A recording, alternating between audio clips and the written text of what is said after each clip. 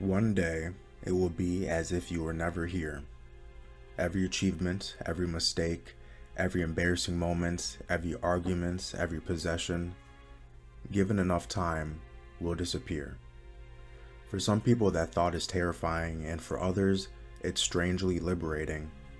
The difference isn't whether oblivion is coming, it's what you decide to do before it arrives.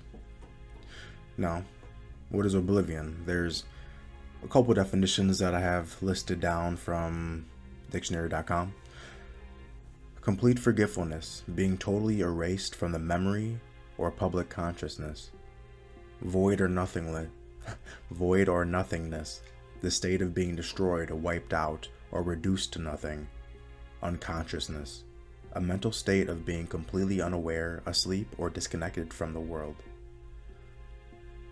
When was the first time I became aware that one day I would die? I don't feel like I can pinpoint that exact day or that age. Probably looking for a stages of development psychologist. I could probably narrow it down, but that one day where I woke up like, wow, I'm really in this, and one day I won't be.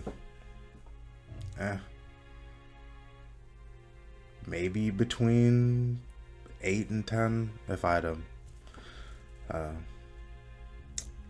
take a shot in the dark. Regardless, what emotions came up when I hear the word oblivion? Do I fear being forgotten more than I fear dying? The words or the emotions that come up are emptiness, hollowness, a void, where everything goes eventually. And being forgotten, what comes to mind is that Disney movie Coco, where once the family stops praying or visiting or having the shrine for their family member during Dia de los Muertos, that's when you are forgotten. And there will be a time where, depending on what you do for society, your life, or loved ones, your legacy, so what and so forth, you will be forgotten at some point. So, fearing the inevitable, if that's how you want to spend your time worrying or being concerned about, couldn't really be me. Maybe at one point, maybe in the future, but right now, staying on or focusing on what's in my control. Not fearing dying, maybe fearing how I might die. Hopefully it is not painful. There's a quote of, "I will not go quietly into the night," and that kind of resonated with going out in blazes of glory. But I rather, Tyrion Lannister, his quote, "A belly full of wine," and if you know, you know. But what part of oblivion feels most unsettling? Is it the loss of consciousness? The loss of identity? The idea that eventually no one will remember us? The most unsettling thing is it would be inevitable. There's no escape. There's no avoiding. In due time, it will claim us all. But have I ever found peace in accepting impermanence?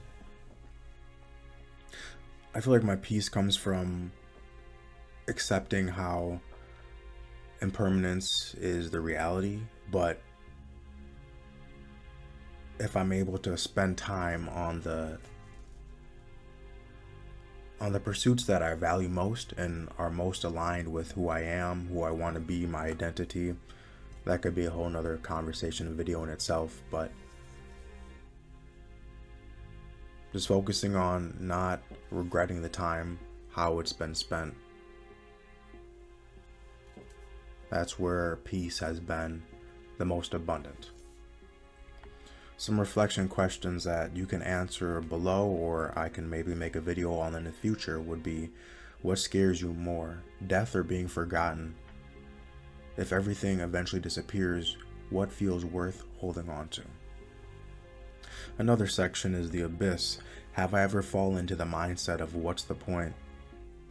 And what caused that perspective? Often when I was pursuing or going towards things that weren't aligned, that I didn't truly value, often trying to reach a stage or status due to comparison, validation, or just desiring the outcome itself. Therefore, if I hit a road bump or hit a barrier, I'm kind of like, do I even care about this? Is this a good use of my time? What's the point of putting all this effort into something, trying to prove to others? Maybe trying to prove or accept myself before realizing there's some certain areas where I'm already enough. There's no more I have to prove. So those specific pursuits can lose their meaning, lose their fuel. And I feel like more clarity arrives and I can redirect my energy and attention towards something that I find to be truly valuable for myself. Did I feel numb? Did I withdraw? Did I stop creating? What was I actually grieving during those moments? Probably grieving wasted time. But sometimes you have to walk down the path for a period of time and recognize that this isn't the direction, this isn't aligned with me, before you can make the right decision at the next fork in the road, which can be that day, that moment, maybe the next year. Was it meaning, certainty? Was it control? Letting go of control, letting go of certainty, gaining meaning. Those are definitely some areas to ponder. Some more observation questions that I can reflect on in a future video, or you can reflect on with yourself.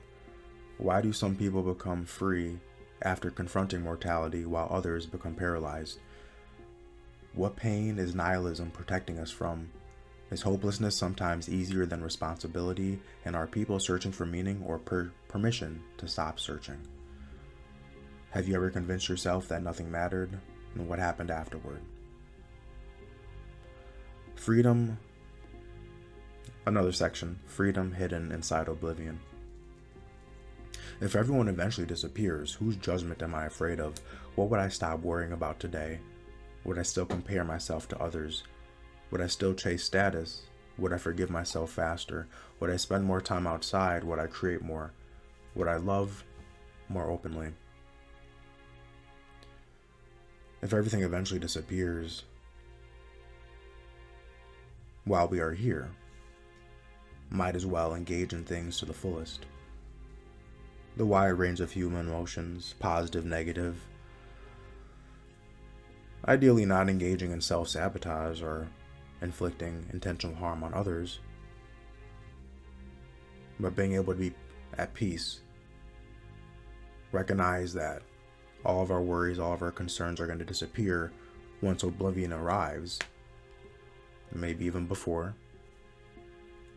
So being able to be as light as possible and not carry so much weight that is unnecessary and will fade and be gone and will pass in due time. Different areas to explore are perfectionism, comparison, reputation, regret, external validation, and unnecessary possessions. If everything disappears, what brings you the most peace? What brings you the most freedom? We still have responsibilities. There's still consequences for not engaging in our responsibilities. What's sustainable for us, though? If you truly accepted impermanence, what would change tomorrow morning? Another section is creating meaning. If life has no built-in meaning, what meaning have I chosen? What experiences genuinely make me feel alive? What moments bring peace? What activities make time disappear? Am I filling my days with those things, or am I postponing them? The seesaw, the teetering, the give and pull, the tug of war between creation and consumption, the escape of knowing what's truly meaningful, bringing things from imagination into reality. But the amount of effort it takes, the resistance, but once you break through that, those are what make me feel most alive. Maybe some of the things are just adrenaline based. Maybe it's being able to step back and look at, wow, I really did this. I really made this. From nothing to something tangible, something that can be shared, something that can be appreciated. Music, working on a video game, creating this channel for someone or a former version of myself that would have greatly benefited from these talking points, these topics, so I can accept being enough sooner and find my peace. But then again, there's still paths we have to take to identify and accept and learn about ourselves. Maybe this can just serve as a guide, but I know it's something that I would have wanted at an earlier stage in my life. I like snowboarding, but I feel like feels like pure adrenaline at times.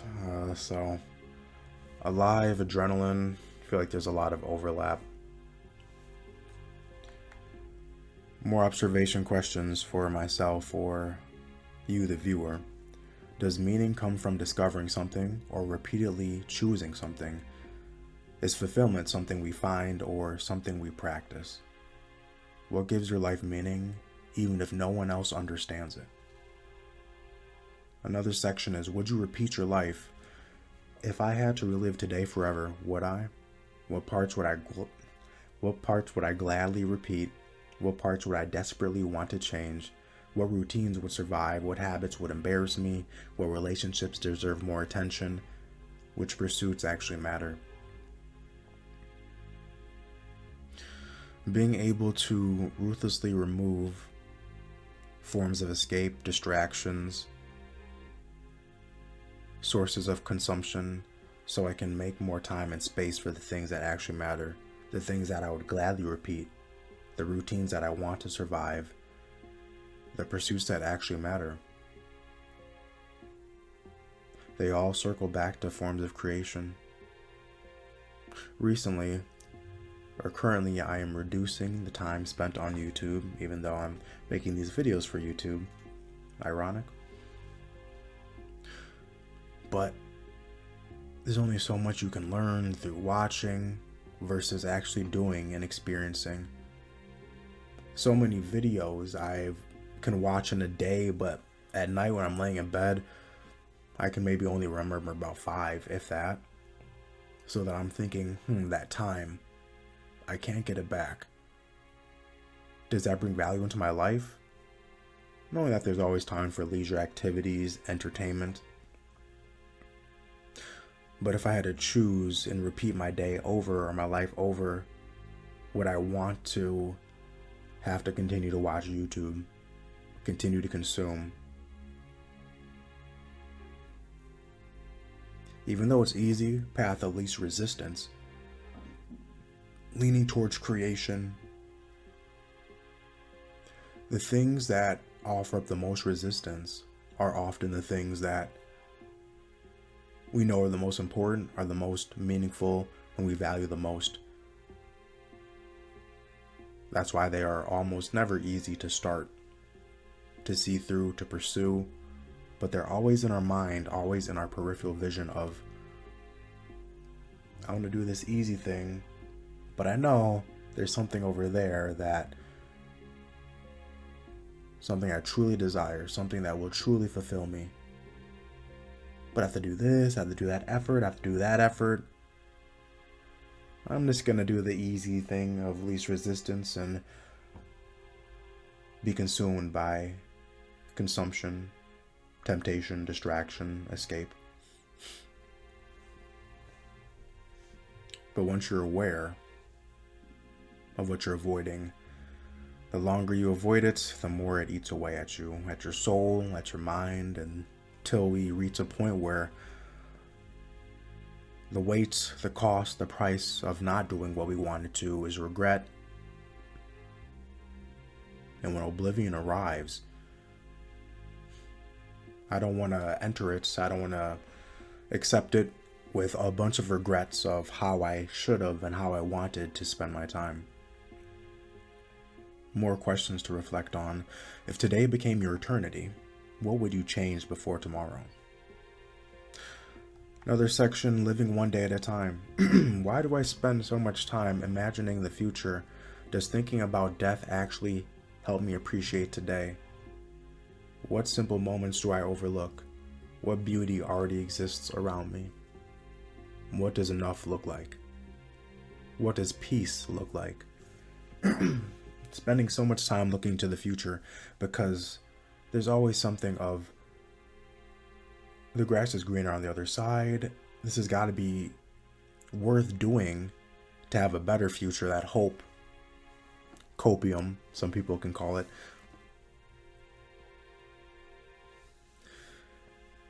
That desire for things to mean something, to build towards something, to compile, to not have it be wasting our time. So imagining the future. But then again, the future is only determined by what we do today. And all we have is today in the present moment. Cracking my knuckles. So, worrying about the future, imagining it, it doesn't have to be imagined if you're focused on today's action. Then the future can be quite predictable, so we don't have to imagine what it would be, because we know what it will look like if we continue down a daily path of action. Does thinking about death actually help me appreciate today? Memento mori, I have on this whiteboard next to me. Remember, we must die. And yes, it does give you that perspective of tomorrow's not guaranteed, therefore, what is the alignment? What is the meaning of the breath you have in your lungs for today? What beauty exists around me? What moments do I overlook? The beauty of music, something so simple, but something so abundant. Wanting to be a part, wanting to create it myself and share it. Knowing that it has a certain entanglement with our souls. Attaching to our emotions. Allowing us to feel free, putting us under a spell. It can be very influential. It can even corrupt. But the beauty of melodies, sounds, voices, songs. If I start my day out with music, chances are it's going to be a pretty good day. If it's not a good day, music can and will allow me to say the whole day wasn't bad. What does enough and what does peace look like? More and more it's looking like being excited for my days, for my pursuits, for my outlets, for the ways I spend my time, knowing that I'm not trying to fill anything, I'm not trying to escape anything, I'm trying to contribute to something, I'm trying to invest, create in beauty, add to beauty. Be still enough for myself to generate what I want to be in this world that does not exist already. I don't need to keep adding things to myself to feel whole. I need to be able to express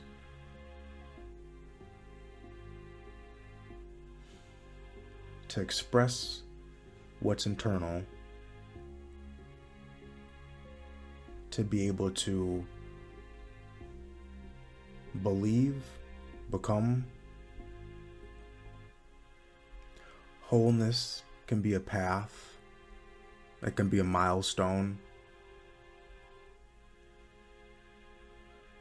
That is something that seems to need more exploration. But peace, what does peace look like? Minimal stressors, minimal worries, not engaging in self-sabotage.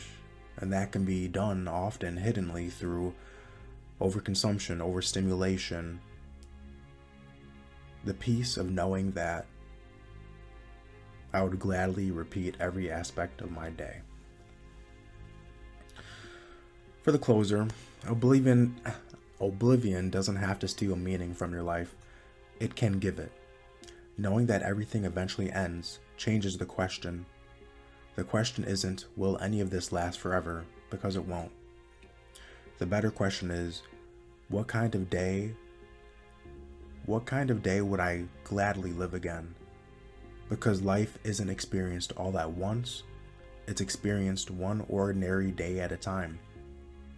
Maybe that's where meaning has been hiding all along. Not in escaping oblivion, but in choosing again and again how you will spend the time before it arrives. If something resonated with you, consider leaving a comment below and sharing what felt most impactful. To support the channel, you can like, subscribe, and/or share this video with someone who you feel might also benefit. Additional ways to support the channel can be found in the links in the description below.